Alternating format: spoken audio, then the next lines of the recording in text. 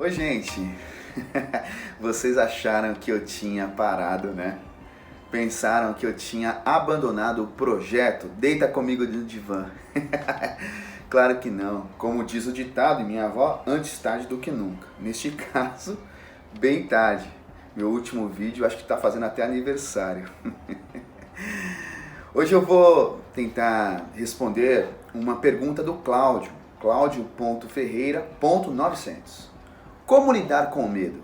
Afinal, o medo pode nos travar e também pode nos livrar do perigo. Então, bora lá refletir.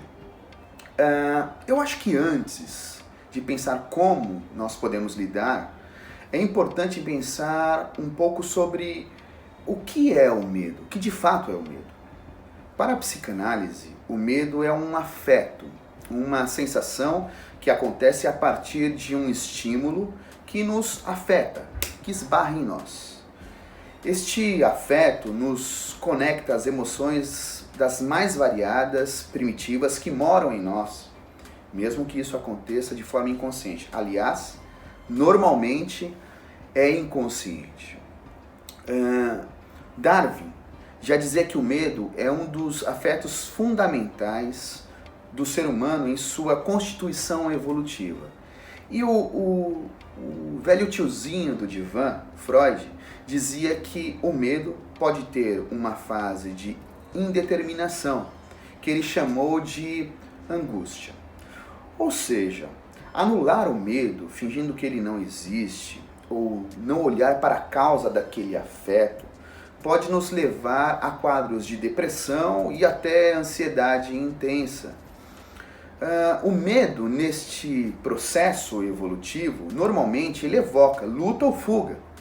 Refletir sobre isso é uma maneira de lutar ou fugir de forma mais madura, um pouco mais consciente e não apenas impulsionado pelo instinto.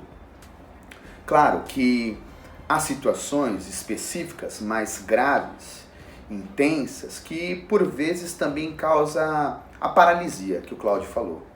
Essa indeterminação que dizia Freud. Neste caso, é preciso olhar para a questão em particular para conseguirmos delinear um pouco o medo, torná-lo um objeto. Há uma outra ideia psicanalítica que diz que, de certo modo, o medo também pode estar linkado a um desejo. Neste sentido, ao longo da vida é como se o medo fosse também evoluindo, porque vamos conquistando o desejo que o atravessa, que nos atravessa. Se no começo da vida, lá enquanto éramos bebês e crianças, o medo era mais realístico e era um objeto, depois ele muda. É como se ele fosse um indicador, uma espécie de bússola que aponta para o desejo, ou seja, algo que você quer ou que o outro queira. Então eu volto para a pergunta do Cláudio. Como lidar com o medo? Eu respondo, mas com outra pergunta. Se o medo é parte da nossa natureza humana, por que brigar contra ele? Pensa comigo. Se você tem filhos, filhas ou crianças perto de você, você já deve ter visto algo tipo isso. A criança diz: "Tô com medo." E logo você, o adulto, corre para consolá-la e diz: "Não é nada, vai passar." Mas como assim não é nada? É real, afetou. Ou seja, ainda que com boa intenção, ao fazer isso, acabamos invalidando o medo e não o enfrentando.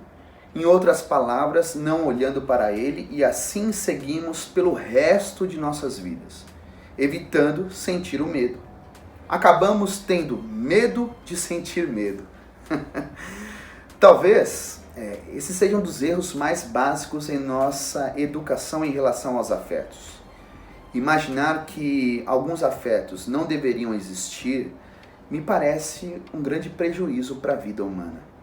Negar o medo, comumente, acaba surtindo efeito contrário. Ao invés de apaziguá-lo, nós ampliamos a sua reverberação. Por isso, é preciso olhar. Por hoje é isso. Eu espero na próxima semana conseguir trazer mais uma reflexão aqui a partir de temas que vocês trouxeram, colocaram. Espero muito. Este é mais um episódio, Deita Comigo no Divã. Se você ficou com alguma dúvida, alguma questão ou quer reverberar um pouco sobre isso, mande um direct. Vai ser um prazer trocar alguma ideia com você.